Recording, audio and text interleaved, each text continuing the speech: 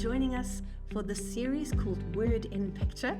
And I want to just direct you to the other content that comes together with this series, and that is the workbook, which you can download. It's available online, and then also the Sunday sermon series. So you can use this particular one just to help you go a little bit deeper, and we also recommend it for use for discussion, maybe in a life group or a family context. And today we are talking about narratives. Narratives, that's a big fancy word for stories. Tell us about stories, and why do we need to know about stories when we look at the Bible? I love the the word narrative because it distinguishes what this is from stories. Stories in our minds are, as that relates to fiction, fairy tales and that kind of thing. And what's important to understand right from the offset is that Scripture is not a compilation of fictitious, metaphorical stories in order to give us some sort of spiritual picture of life and about God and so on. What the Bible, the stories or the narratives that we find in Scripture are historical fact. They actually happened. And that is at the heart of a narrative. And so we want to talk about how we should read narratives, how we should interpret them, how to get the best out of them. And that is the purpose of your exercise in Life Group today. And I think what's important is to also not make it too complicated. I think one of the best ways to get into the heart of a narrative is, and this is perhaps a great exercise that you can do it in your life group, you can do it at home with your family, and especially if you've got smaller kids and you want to get them into Bible stories, this is a great way to do that, is to pick a role, pick a character, and assign those characters to a group of people, whether you're a family or in your life group or wherever, and then read the story.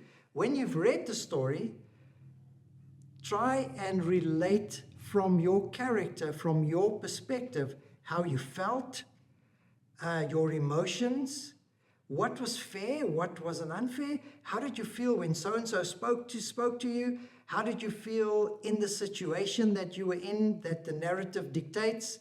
And it's a great way to just get the narrative into your heart, into your soul. And it's a great way for the Spirit of God to speak to us through the narratives of Scripture as well. So now narratives or stories has got quite a big, it forms a big percentage of the Bible, but it's not the whole of the Bible.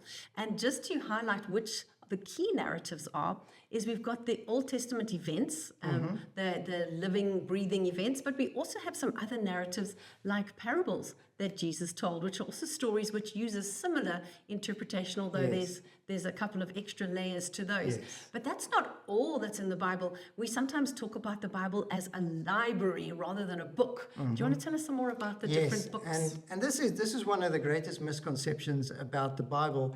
The Bible is often seen, especially by people outside of church or not Christians, as another religious book, but it is not. In fact, let's start with the idea that it's a book. It is not. The Bible is not a book.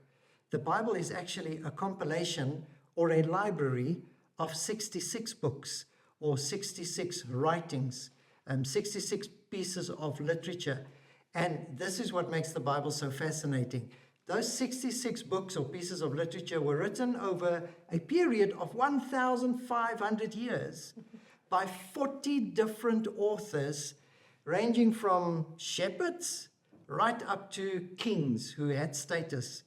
And as you heard on Sunday, this is what actually gives the Bible its divine characteristic, is that for the Bible to be put together and to make sense, for one message to flow through the Bible, it is not actually humanly possible to do that. Therefore, it is a divine book.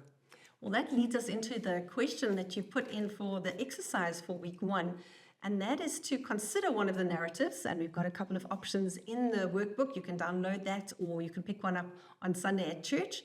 And you've put a question here: how do these narratives speak symbolically and prophetically as pictures of God's redemptive plan for mankind through his church, beginning with the main person of Jesus Christ? Yeah. So it's not just something that we can learn from, it links in to Jesus himself. That's right. And again, as you heard on Sunday, the main theme that runs throughout Scripture, which again gives it its divine characteristic, is God's redemptive plan for mankind through the person of Jesus Christ. It is that detailed. So I want you to choose one of the narratives that we have given you in your workbook. Maybe you've got time to do all of them, I don't know, but pick one, read through it as a group, and then discuss how that narrative, that story, that event focuses on or points to God's redemptive plan for mankind throughout history through the person of Jesus Christ specifically. I think it's going to be a great exercise. And you gave a really good framework for that on Sunday. So if you haven't watched the message, make sure that you catch that message as well, which will explain this exercise. But I've just got a really important thing to add to that. And that is that I think there are many people who aren't even aware of the main stories and characters in the Bible. You're right. And for that reason, we've got a couple of recommended Bible reading plans. And one of them is to look at the overview of the key stories and events. And if you start the reading plan, it'll take you about 3 months, and it's a little bit shorter than a chapter every day to read through the major events and stories and narratives in the Bible. So if you're new to the Bible, or maybe you'd like to have a quick refresher, this is a great reading plan. We highly recommend that.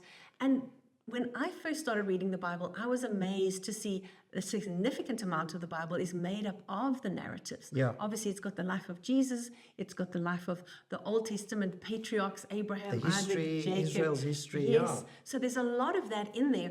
And when I first started engaging, it was too overwhelming for me. And one of the things that I found helpful is a simple question to say, what can I learn from this person's life? Yeah. And that's one thing that's very, very true about the Bible. It gives you the gory details. They're not pretty pictures of perfect people. Yeah. They are real people who struggled with real problems.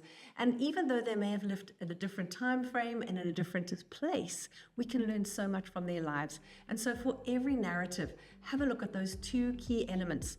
Where do we see the picture of Jesus Christ and God's redemptive plan? And then what is there practically that I can learn from their lives?